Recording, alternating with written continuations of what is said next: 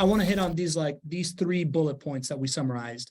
Managing risks is critical for real estate investors, and interest rates are extremely important, affecting all things economic. When analyzing stocks, many factors are considered, but interest rates and inflation have significant impact on all. And in a rising interest rate environment, investments with expected cash flows in the future may be affected, and carry trade, borrowing short and investing long, could be disappointed. Let's start with this idea of managing risk being critical to real estate investors, and interest rates extremely important in affecting all things economic.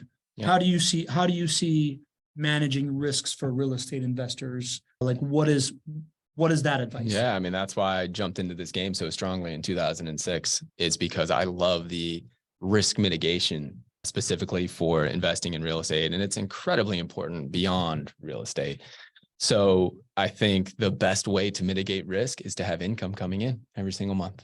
And there aren't a lot of assets that do that. So I think what you're going to see is that it's the same thing we've been saying for quite a long time now. Though in this type of economy, nothing has really changed as the game plan here, right? We are still facing the prospects of a recession. It may or may not be as deep as maybe it was. It may be longer than we originally thought, but it's the same thing. This is a time to be defensive. This is a time to mitigate risk and look for those assets that mitigate risk. How do you do that? Having income coming in on a monthly basis, that's a great way to mitigate risk, right? Having assets that historically have smaller ranges of variability, it's a great way to mitigate risk. Turning assets into income. Thank you so much. Goodness. You're back, baby. Turn equity into income. Too much poutine in the brain. Yeah, right. I know. That was really good over there, by the way. Turn equity into income is important, right? Finding assets that can beat inflation, but that you don't have to take a lot of risk. So I think real estate plays, rental or single family rental property real estate plays perfectly into that. Interest rates are incredibly important to that. Cash flows, but you can still produce positive cash flows with interest rates that you have today. And again, being in Canada, I was funny. I was, man. Well, before, are you going to go straight into Canada? Are you going to move away from this? Because I just want to make a point.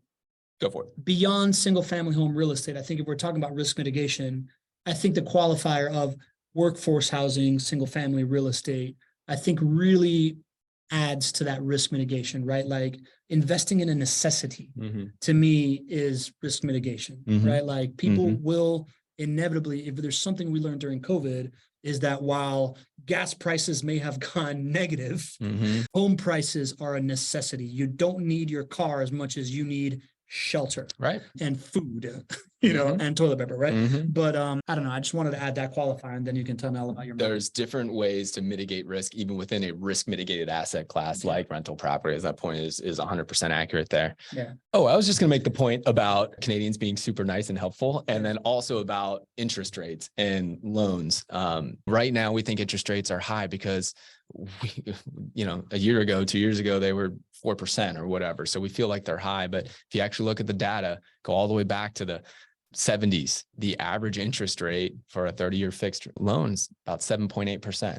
So, and I lived through that in 2006 when I started to invest. My first properties had interest rates of 7, 7.5, 7.25. So historically speaking, we still are normal and below normal for interest rates. And the other thing that people just don't realize, and where the story of my Canadian friend comes into play, is I was driving home from the airport. We had somebody taking us, it was a van, and I had my whole family there, and he was taking us home or taking us to the hotel. And he goes, hey, I got a little extra time. Do you want me to just take you through some neighborhoods in Vancouver on the way to your hotel? And I'm like, sure, this is amazing. So I was like, what airport shuttle person does that? He's like, I got a little extra time, eh? Let's just go do this, right? And so as I was going through, we were talking about home values, and I was asking him about loans. And I was like, have you ever heard of a 30-year fixed rate loan in Canada, in Vancouver, to be able to buy a property? He's like, what?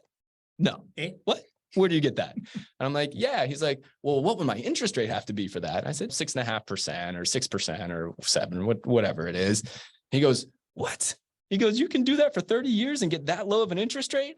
So it gives perspective. In other countries other than the United States, I think there's like one other country in Europe where you get 30-year fixed rate loans. You just don't get that in other countries as well. So the understanding of interest rates and debt and having perspective historically and in other countries is important when thinking that it's either too expensive or it's not.